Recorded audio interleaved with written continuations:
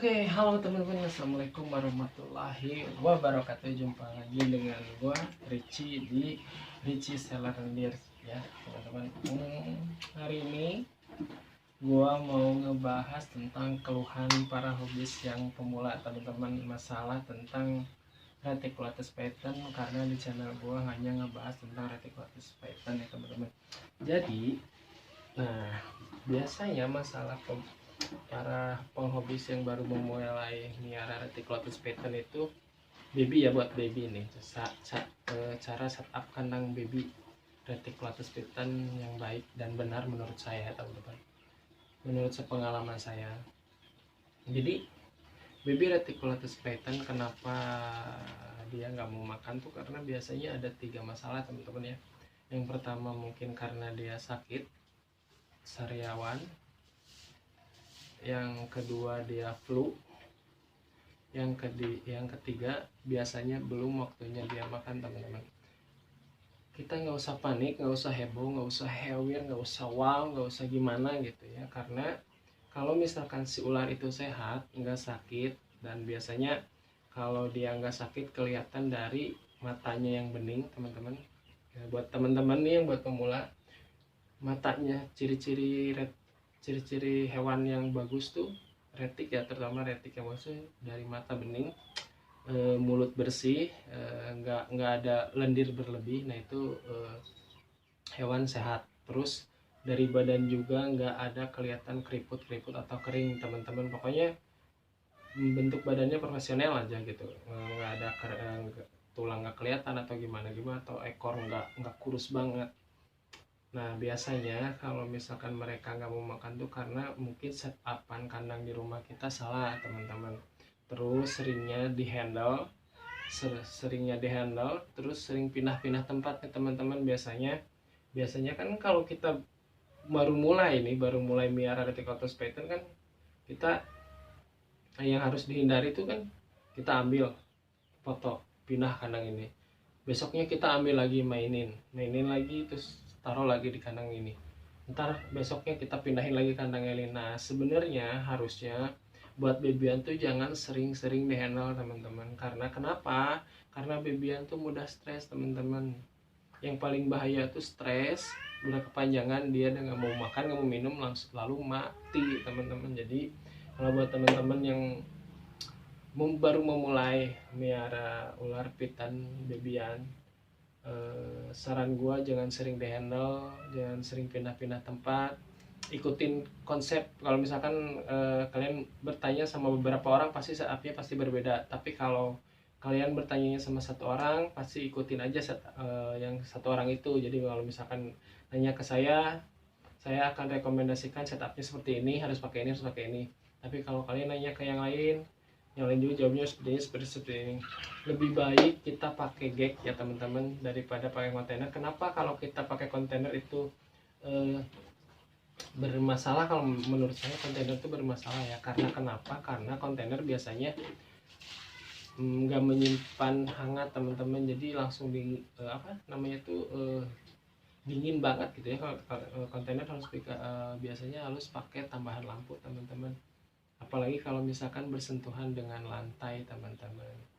Jadi menurut saya saran ini harus pakai gag sih. Kalau saya di sini rata-rata pakai gag semua, kecuali kalau pakai kontainer itu kalau misalkan memindahkan ya. Kalau misalkan kita lagi bersih-bersih, masukin kontainer dulu, baru masukin lagi tera atau gag teman-teman.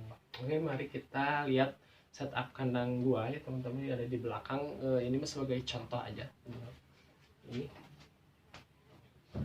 di sini ada gag L ya, ada gag L. Nah apa yang perlu kita sediain itu, yang pertama alasnya koran ya.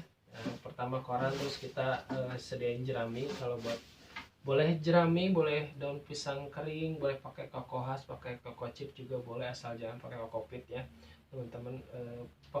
Boleh pakai media lain. Terus kita ini di sini kita ada koran, terus kita kasih jerami, terus kita di sini ada heading cap teman-teman. Kita kasih heading cap di sini. Nah kasih heading cap begini aja. Terus kita misalkan kasih air minum di sini teman-teman. di pojokan air minum buat bebian harus selalu ada ya teman-teman. Karena kenapa? Karena bebian tuh cepat dehidrasi, cepat keriput juga, cepat pilek juga. Jadi kalau penyebab pilek tuh bukan karena dia bawaan dari luar ya, karena mungkin dari dia nggak minum, kandang kotor, itu bisa menyebabkan pilek teman-teman.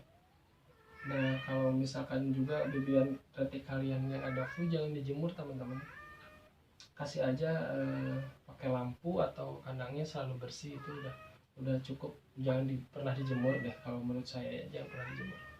Tapi seperti ini aja, simple. Kita kasih jerami, kita kasih dingkep, terus kita kasih air minum, dan jangan pernah dimainin teman-teman. Kalau misalkan udah di sini udah 1 minggu baby retiknya, udah kita tes sekali dia masih belum mau makan, kita coba lagi minggu berikutnya. Masih nggak mau makan, kita coba lagi minggu berikutnya dengan mangsa yang variatif teman-teman. Boleh pakai tikus red, boleh pakai mencit, boleh pakai anak ayam, burung pipit, burung puyuh biasanya teman-teman. Biasanya pakai itu. Nah kalau misalkan masih tetap nggak mau makan, pilihan terakhirnya harus frostbite teman-teman. Jadi harus dibantu sama kita pakai tangan teman-teman, harus dibantu sama kita. Kalau enggak dia bisa mokat teman-teman. Setupnya simple begini aja, nggak usah repot-repot, nggak usah hariwang ya teman-teman. Intinya jangan hariwang lah kalau misalkan miara baby retic Platus pattern. Karena kalau kita ngambilnya bukan wechean ya, kalau kita ngambilnya bukan wechean, insya Allah kalau captive breed itu pasti mereka makan teman-teman. Tergantung kita cara merawat dan meliharanya teman-teman. Jangan sering dihandle teman-teman. Biasanya saya selalu menemukan kasus kenapa baby retiknya nggak mau makan, atau yang udah baby up nggak mau makan, karena sering dihandle teman-teman. Sering dihandle, pindah tempat sana sini, di tempat A pindah ke tempat B, di tempat B pindah ke tempat C, terus sering dibawa-bawa gathering. Nah itu bisa menyebabkan retik stres. Terus ada masalah di pencernaan, itu bisa teman-teman. Jadi setupnya gampang gini aja, cukup dengan jerami, hiding cap, air minum, lalu masukin ularnya teman-teman. Oke. Nah di sini gue juga ada contoh piaraan gue dari baby ya teman-teman, dari baby banget, tapi dia habis makan.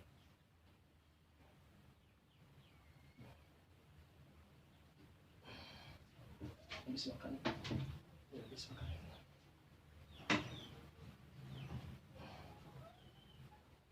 Nah, ini contoh baby retic. Bukan baby sih, udah gede. Ini contohnya ya teman-teman. Ini piaraan gue dari baby banget, dari dia netes telur.